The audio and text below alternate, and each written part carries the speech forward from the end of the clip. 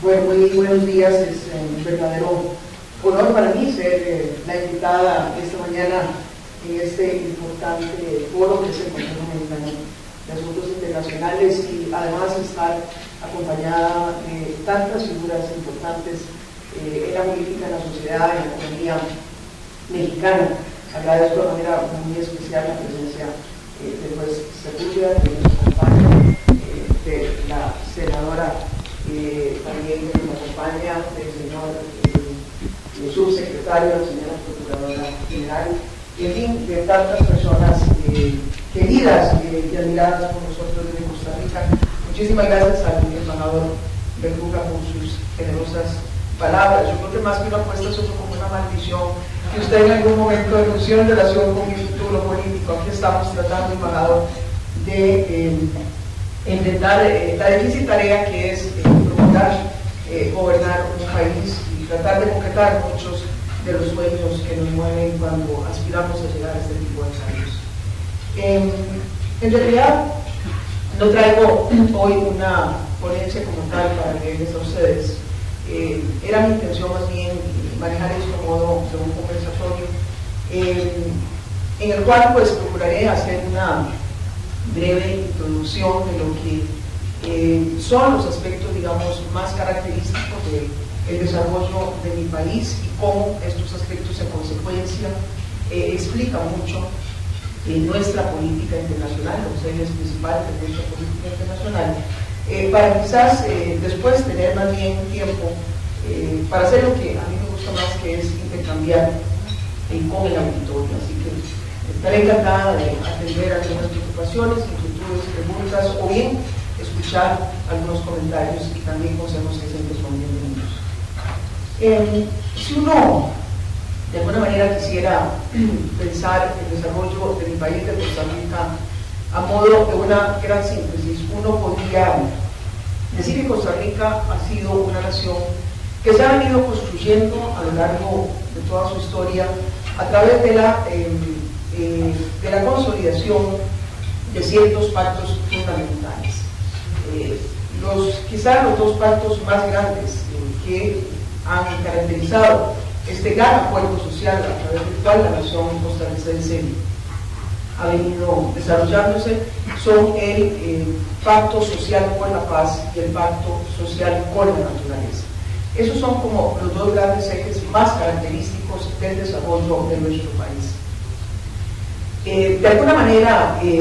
obedecen además a elementos también muy característicos del desarrollo nacional. Desde muy temprano, Costa Rica fue una nación más bien constituida por personas que venían del sector educativo, del sector civil, más que del sector militar. Fue una república que nació a la luz en su vida independiente, precisamente conformada por maestros. El primer jefe de Estado que tuvo Costa Rica fue precisamente un educador. Y vamos viendo cómo de alguna manera esto empieza a marcar mucho de la idiosincrasia del costarricense. Es así como muy temprano en nuestra historia, precisamente como nación, se empiezan a adoptar medidas ciertamente revolucionarias para una república, la más pobre del istmo centroamericano, una de las más pequeñas, y una también de las más aisladas. Tan solo ya en 1910, por ejemplo, Costa Rica decide promover el acceso a la educación como un derecho, lo promueve como un derecho universal, y se compromete el Estado al financiamiento de esa educación, es decir, se declara la universalización y la gratuidad de la educación pública en Costa Rica. Ya antes, en 1870, Costa Rica además también adopta una decisión ciertamente revolucionaria, que fue la abolición de la pena de muerte, en un homenaje de alguna manera a la vida y al respeto fundamental de la vida en nuestra sociedad. Vemos cómo a lo largo de los años precisamente este conjunto de elementos empiezan a consolidarse en una serie de decisiones que va adoptando nuestro país. Se le van dando contenidos a un conjunto de derechos que vamos proclamando internamente, Y como parte precisamente de esas aspiraciones nacionales, Costa Rica empieza también en el plano internacional a abrigar con gran entusiasmo un conjunto de instrumentos del derecho internacional a favor de la paz, a favor de la protección de los derechos humanos, a favor de la promoción de la libertad en el mundo. Uno quizás de los hechos históricos más emblemáticos de nuestro desarrollo precisamente tiene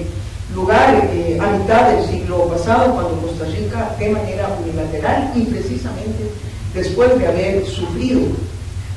una situación convulsa interna en la Revolución de 1948, decide el mando ganador abolir el ejército. Es una decisión que se adopta de manera unilateral y se abole, en consecuencia se elimina para siempre el ejército, se elimina como institución permanente de nuestro entramado constitucional. La abolición del ejército fue mucho más que una mera decisión política, fue mucho más que una mera reforma institucional. La abolición del ejército de alguna manera supone para nuestro país la abolición permanente de la tentación autoritaria, y desde entonces se ha constituido en uno de los elementos más característicos de nuestra idiosincrasia, uno de los elementos más característicos además de la forma en cómo Costa Rica ha conducido temas tan importantes para cualquier nación como la defensa de su soberanía, como las relaciones internacionales, como la resolución de los conflictos con otras naciones. Precisamente cuando a mí me preguntan que cómo hemos sido capaces,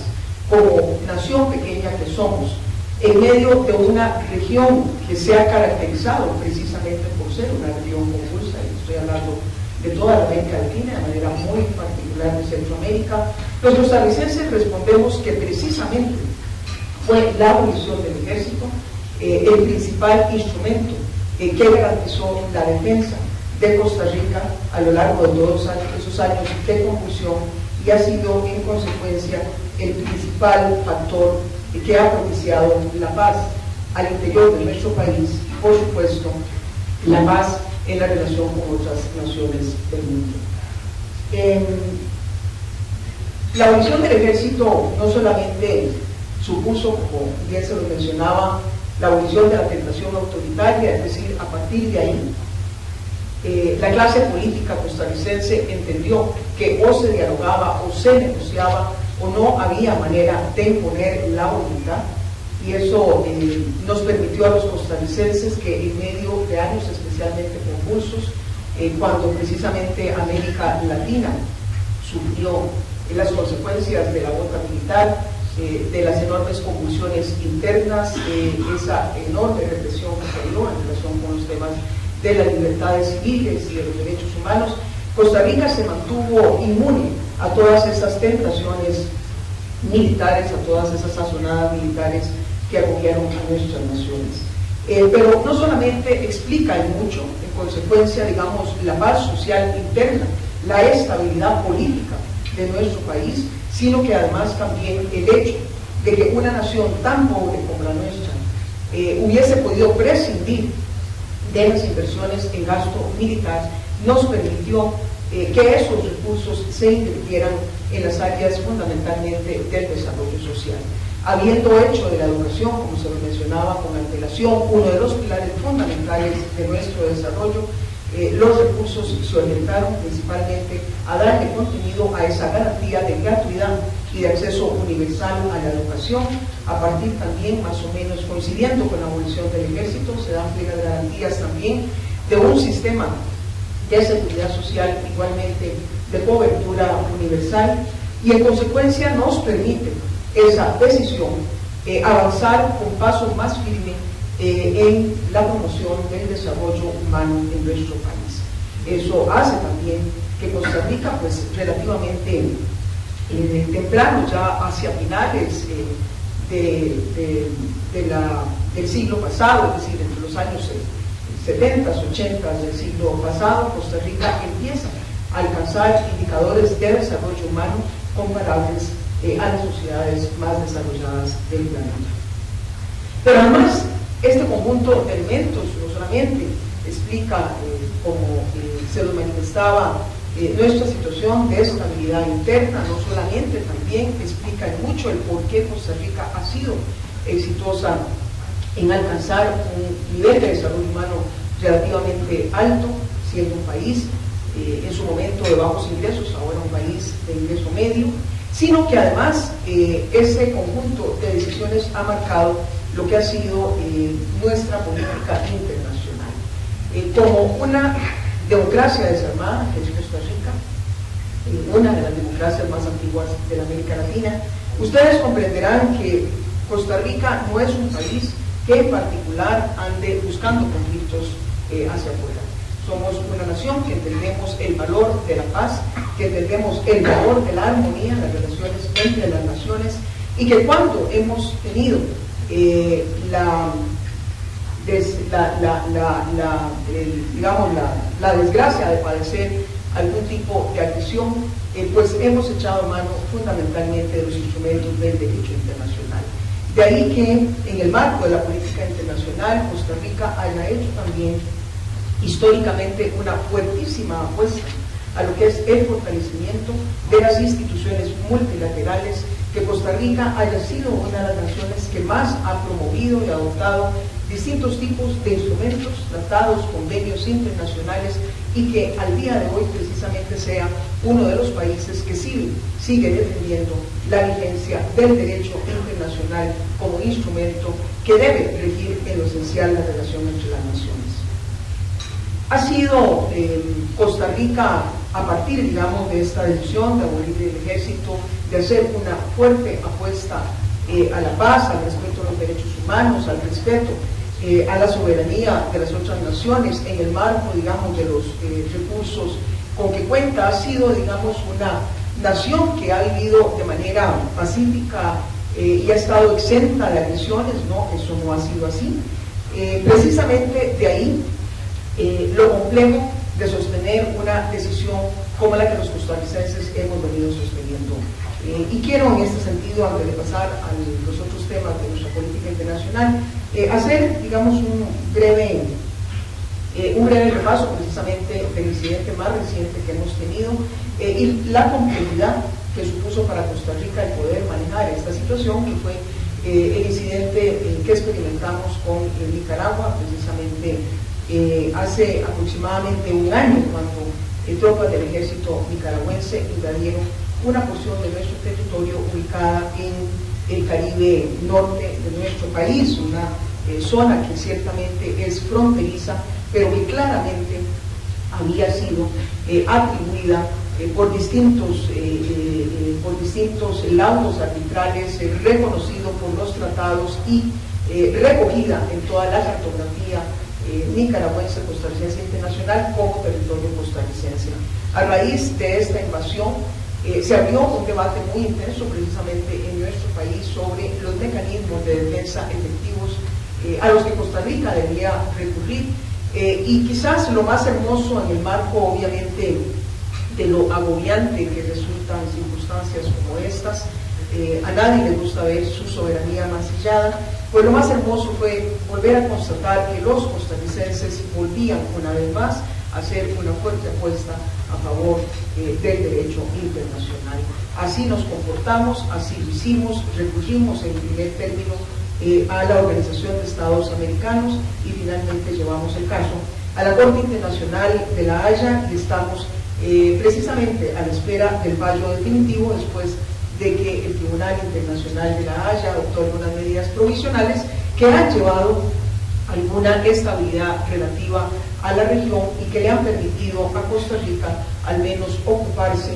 en el plano de lo civil de esa porción del territorio, fundamentalmente para restaurar los daños que se causaron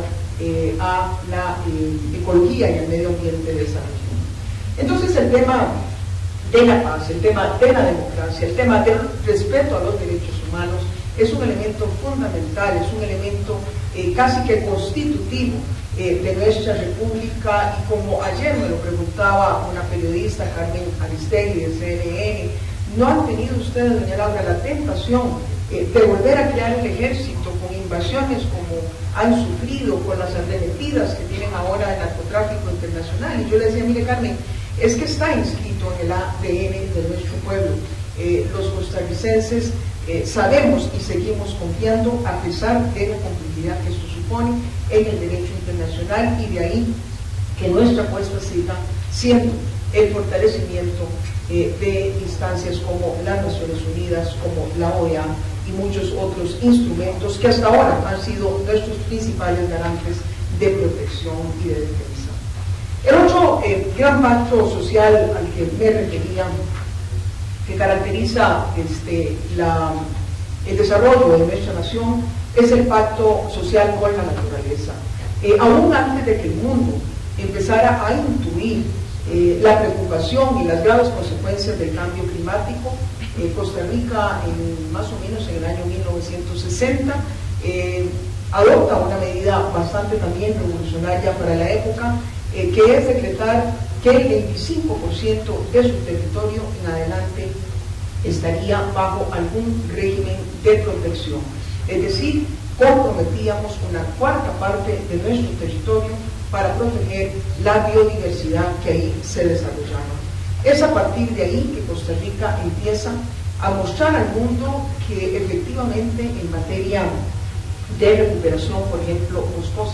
las cosas podían suceder. Costa Rica adopta esta decisión, como les decía, en la década de los 60 del siglo pasado, siendo uno de los países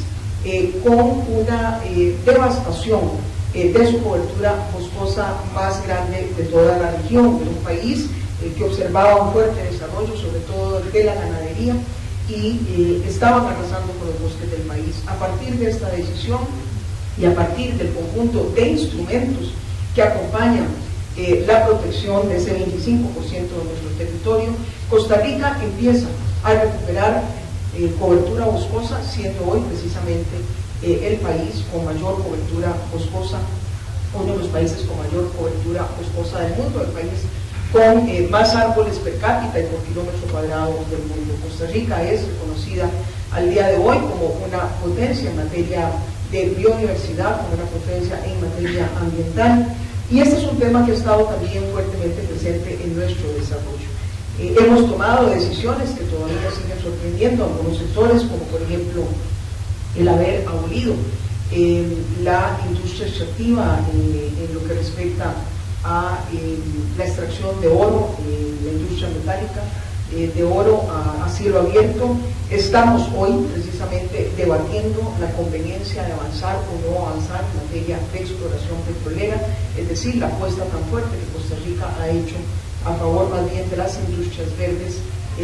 ha venido generando toda una revolución de cómo orientar el desarrollo también de nuestra economía. Al igual que el tema de la paz, no ha sido una decisión fácil, ha sido una decisión que nos ha exigido renuncias permanentes a muchas cosas que sentimos no van de la mano con esta fuerte apuesta a favor del medio ambiente, y tampoco ha sido fácil porque quiero decirles que ser una nación relativamente responsable en el contexto internacional no resulta nada fácil. Así como en materia de la defensa de nuestra soberanía, muchas veces no contamos con los instrumentos tan contundentes como los que cuentan las naciones que se defienden a través de los ejércitos, sino que tenemos que saber esperar pacientemente a las respuestas de los organismos internacionales. Así también cuando una nación pequeña como Costa Rica hace una apuesta tan fuerte a la variable ambiental en su desarrollo, pues puede observar cómo, si bien al interior de su nación las cosas suceden y suceden de buena manera, el impacto que un país como Costa Rica pueda tener en todo lo que es el cambio climático es tan pequeño que a pesar de los esfuerzos que hacemos, a pesar de comportarnos con los estándares con los que nos estamos comportando, estamos recibiendo fuertísimas embestidas de los efectos del cambio climático. Son precisamente las naciones en esa franja del mundo las que más están sufriendo los efectos del cambio climático. De ahí que también en consecuencia Costa Rica haya venido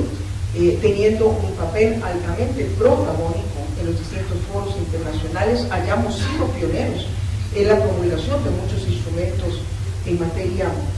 de protección del medio ambiente, porque entendemos que no basta con que nosotros hagamos las cosas bien, necesitamos que el resto del mundo la haga bien. Solamente para que ustedes tengan una idea, el año anterior me tocó estrenar mi administración con uno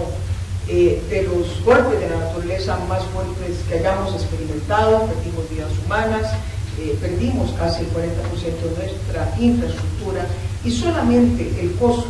de tener más o menos unos 15 días de tormentas supuso cerca del 1.5% del Producto Interno Bruto. Entonces, es un tema sobre el cual Costa Rica seguirá levantando la voz a favor de un compromiso mayor en lo que respecta a la agenda de cambio climático, que es una de las que avanzan todavía con mucha lentitud a nivel internacional. Y finalmente, el tercer elemento, frente al cual no podemos decir que habían pactos sociales tan claramente establecidos, pero que provocaron finalmente una discusión muy intensa hace aproximadamente 2 o 3 años en mi país, y finalmente fuimos a un referéndum y lo resolvimos por esa vía, es nuestra posición ante el tema del comercio internacional. Costa Rica, como país pequeño que es, entendió también muy rápido de que si queríamos aspirar al crecimiento, teníamos que irnos a conquistar el mundo, y entonces iniciamos un proceso de apertura unilateral de nuestra economía sin pedir nada a cambio, simplemente haciendo una fuerte apuesta a la capacidad de nuestro recurso humano a poder competir a partir del valor agregado que el conocimiento y la inteligencia de los costarricenses podían añadir a los procesos productivos. A partir de cierto momento iniciamos ya negociaciones de tratados bilaterales que nos garantizaran mayor seguridad en las relaciones comerciales. Fue precisamente con México con quienes suscribimos el primer tratado de libre comercio ya hace aproximadamente 15 años, y a partir de ahí pues hemos tenido una historia de mucho éxito en lo que es la promoción del comercio como motor fundamental de nuestro crecimiento económico. Costa Rica en este momento cuenta con tratados comerciales que le garantizan el acceso a las exportaciones que salen de nuestro país a un porcentaje cercano al 70% del Producto Bruto Mundial, es decir, tenemos acuerdos comerciales con los principales mercados del mundo, Estados Unidos, Europa y la República Popular de China. Hemos suscrito un conjunto también de instrumentos en materia de atracción y promoción y protección de las inversiones, gracias precisamente a ese conjunto de factores a los cuales pues he procurado referirme en una muy apretada síntesis. Costa Rica logra finalmente alcanzar cosas que solamente se pudieron haber alcanzado con mucho trabajo, con mucha consistencia y con mucha convicción a lo largo de tantos años en que hemos venido promoviendo la paz, que nos ha garantizado un clima de estabilidad política, que hemos venido privilegiando el desarrollo humano, que nos ha garantizado competir fundamentalmente a partir de la calidad de nuestro recurso humano. Costa Rica es hoy, gracias precisamente a esa inversión en desarrollo humano, es el principal exportador de tecnología de la América Latina, ha sido catalogado como el país número 1 en materia de promoción de la innovación, y precisamente la semana anterior el Financial Times nos catalogaba como el destino de inversiones de Centroamérica y el Caribe con mejores condiciones para establecerse. Esos son, diría yo, como los elementos que han hecho mucho de Costa Rica el país que soy. En materia comercial, ustedes también comprenderán que, en consecuencia, cuando sentimos que es tan importante para nosotros el tema del comercio, somos también uno de los grandes promotores del comercio libre y del comercio justo. Por eso seguimos abogando por el cierre de la ronda de Doha, con la esperanza de que finalmente las naciones grandes del mundo decidan competir sobre la base también de la capacidad de su gente y no del subsidio, a veces tan gravoso para nuestros países, de algunos procesos productivos como todavía lo vemos al día de hoy. Costa Rica es uno de los países que menos gente exporta. Y precisamente por eso es que defendemos el libre comercio, porque le decimos al mundo, o nos permiten exportar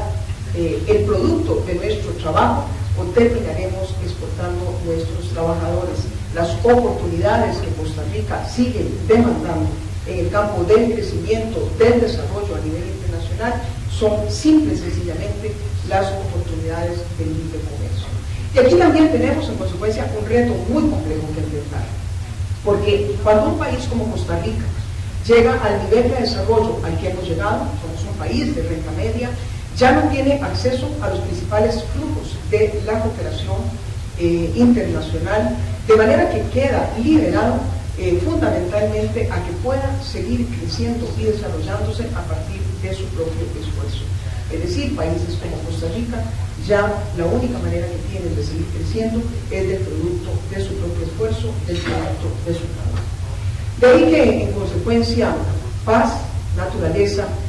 y comercio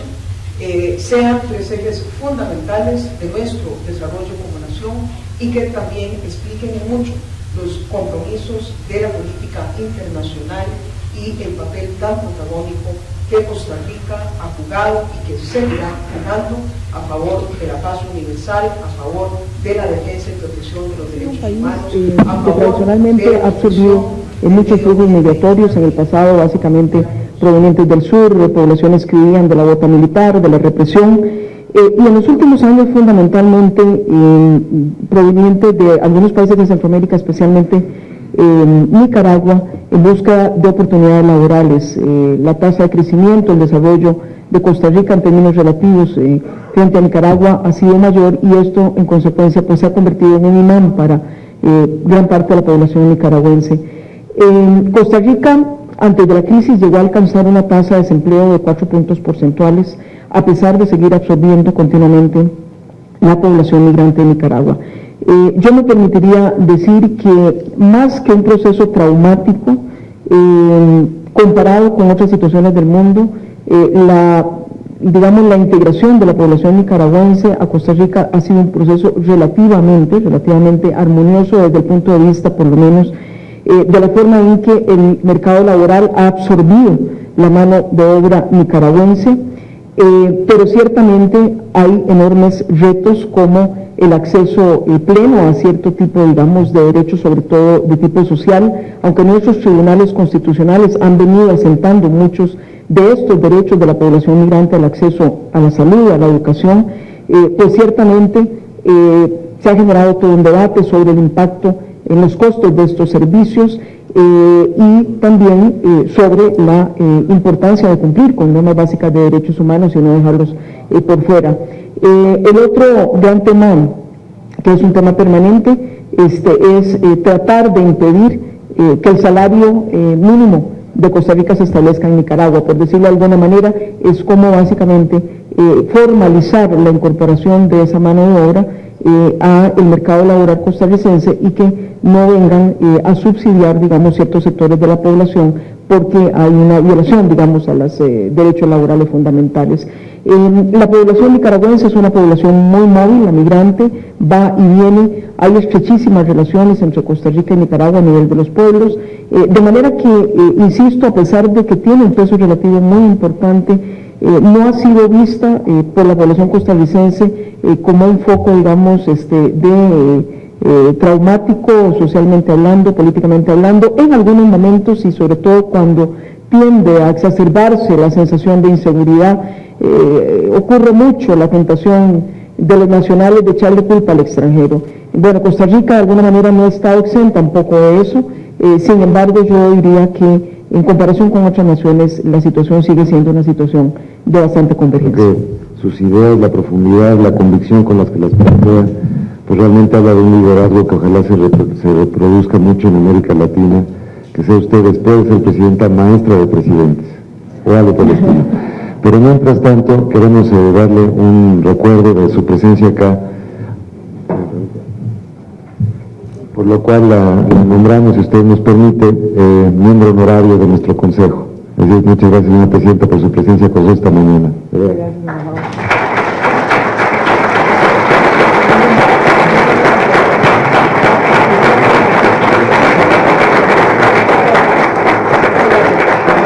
una cosa más. Quedó una pregunta sin responder a todas las que me formularon. ¿Por qué las calles de Costa Rica no tienen nombre? Les invito a que los visiten y así lo pueden adivinar.